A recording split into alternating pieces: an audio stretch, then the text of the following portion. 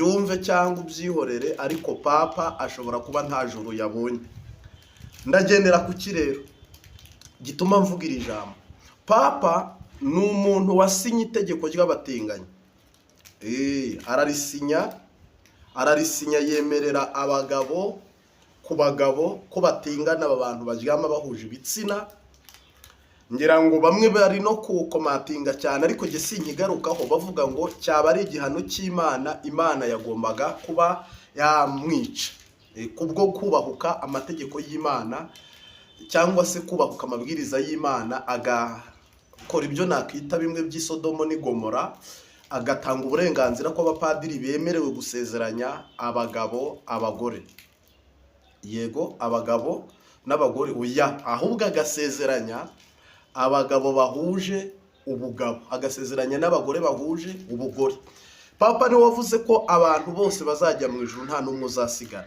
Ngira ngo rero ariko ahanini abagize komanteri cyane bavuga ko nta juru yaba yabonye, ni ababa bagendeye kuri iki kintu cy'uko yahuje umugabo ku mugabo bahuje igitsina, noneho akatanga uburenganzira muri Kiliziya Katolike bw'uko abo bantu bashobora kubana umubano wemewe mu mategeko, kandi ibyo bintu bikaba ari nta makemwa. Ngira ngo rero ni ikibazo gikomeye cyane, koko ibi bintu benshi barabirwanyije, guverinoma zimwe z'ubutegetsi mu isi zirabirwanya, abaperezida bamwe barabirwanya, nk'Ubugande bwarabirwanyije cyane, kugeza ubwo Museveni we atanga itangazo aravuga ngo ibyo bintu nimo bafata ni ukubatwika, ni ukubafunga igifungo cya burundu. Ngira ngo Burundi bwo General Neva Ndayishimiye we yaravuze ngo ngewe icyo mbivugaho ngo iryo ni ivumwe, ni ikintu kidakwiye no kuba cyaca mu kanwa k'umurundi. Uwo muntu muzamushyire muri stade mu mutera amabuye.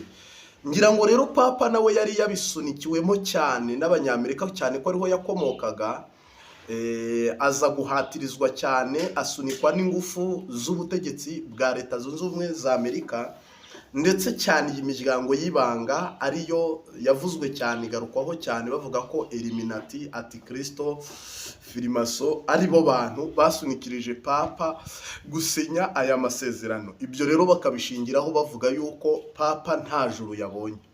Ibyo nibyo bahagazeho bavuga ngo nta juru papa yabonye. Yihaniye, yasabye imbabazi ati yego, Bibiliya iravuga ngo umuntu ngo umenya aho akorera icyaha ntumenye aho akihanira. Ariko ibi byaha, niba umuntu yatanze itangazo akavuga ngo ntanze itangazo umugabo n'umugore bahuje ibitsina, ntabwo wagaruka ngo uvuge ngo Imana imbabarire, kereka iryo tegeko ugiye kurisinyura aho wari waritanze hose ukababwira ngo ibintu byahindutse, ntabwo bikemewe, ntibigishoboka, ntibigikunda ko abantu babana bahuje ibitsina.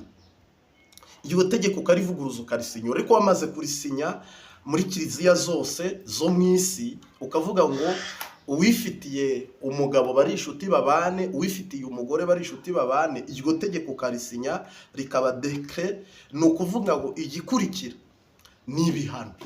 Rero bavuze bati papa nta juru yabonye, ariko nanjye nanabivuga nkavuga nti niba umuntu asinya ikintu ubundi kitabaho, ubundi niba icyaha cya mbere kibaho kibi naba bana bahuje ibitsina, Bibiliya icyo cyaha iyo kigezeho ishyiraho icyitonderwa.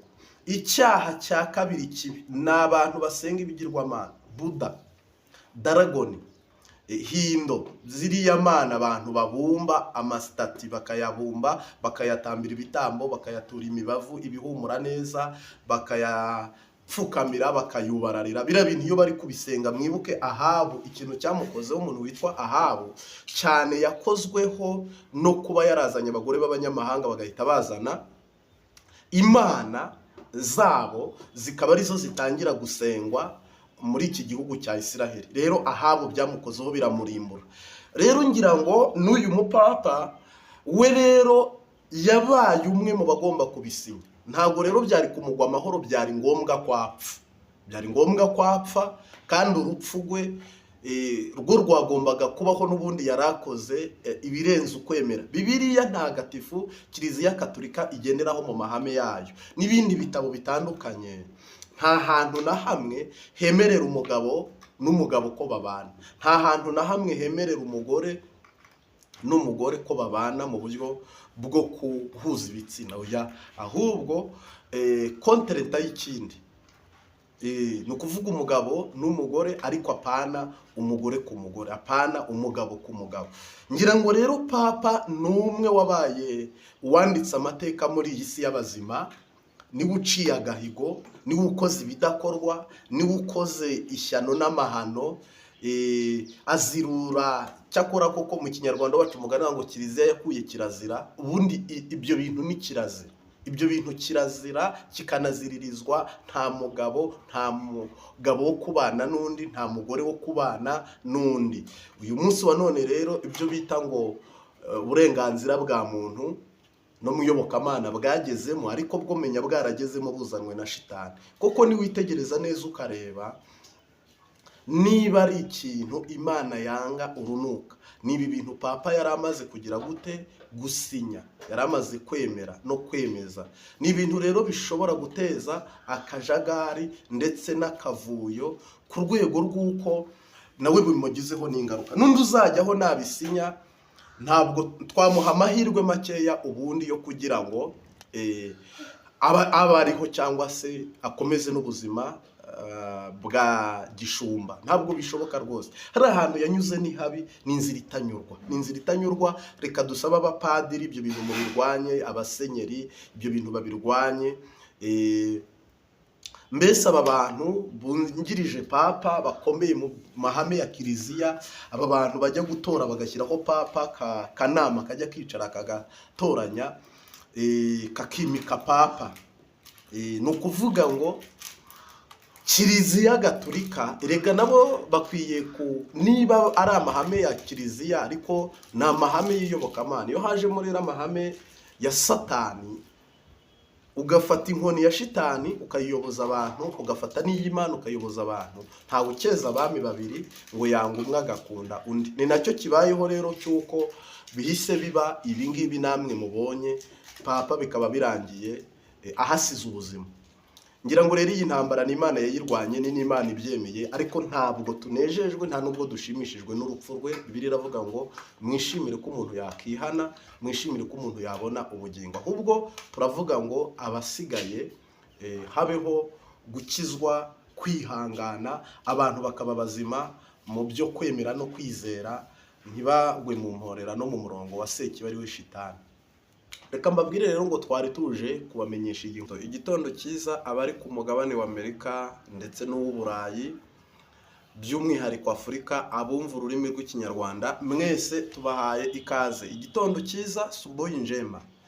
Ngira ngo rero nk'uko ubibonye kuri iyi foto y'iki kiganiro, kandi ukaba ubonye ndetse na titre yacyo, umushumba mukuru wa kiliziya papa yamaze kwitaba Imana, reka mbivuga uko, cyangwa se yamaze gucikana, cyangwa se yamaze gutanga.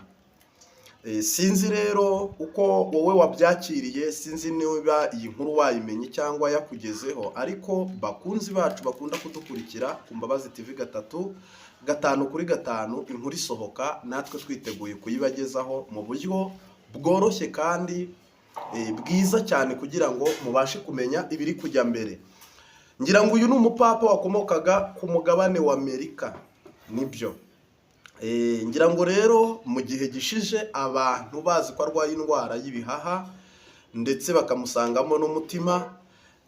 Ngira ngo rero iyi ndwara yaje kuba imwica ku itariki ya 23 y'ukwezi kwa kabiri. Ubu rero turi ku itariki 4, ngira ngo niho papa yaba amaze gucikana, yaba yaracikanye. Uyu munsi rero ni itariki 4 z'ukwezi kwa gatatu. Iyo minsi yose ngira ngo ni ngombwa kandi ko bigirwa ibanga, koko papa ni umuntu ukomeye, ni umuntu ukomeye, ariko nta gukomera kudapfa, nta gukomera nyine ubundi birangira bisubiye kwa kundi. Ngira ngo rero natwe iyi nkuru ikimara kutugeraho, ni inkuru idashimishije, ni inkuru ibabaje, kuko urupfu rurababaza, urwari rwo rwose urupfu rurababaza. Kiliziya Katolike mu Rwanda uhereye kuhagarariye papa mu Rwanda Mbanda. Ngira ngo rero ni ikintu kitoroheye abakristo ba Kiliziya Gatolika babuze umushumba, tunabihanganisha by'umwihariko abakristo ba Kiliziya Gatolika mu Rwanda tubahaye pole, cyangwa se turavuga ngo mwihangane. Abakristo ba Kiliziya Gatolika i Burundi turababwiye ngo ni mwihangane, ariko nta kurama kudapfa, twese niyo nzira. Ikibazo rero kibajijwe hagati y'abantu benshi n'abatari bake, turibaza ngo uyu ni umupapa wari wemereye abagabo n'abagore cyangwa se igitsina gore. Bamwe nyine baribaza, icyo ngarutseho cyane ahanini ni ukwibaza ngo ese papa yagiye mu ijuru? Papa ashobora kuba atagiye mu ijuru, papa ashobora kuba nta juru yabonye nkuru, ariko tubasaba tunababwira ngo ni mwihangane.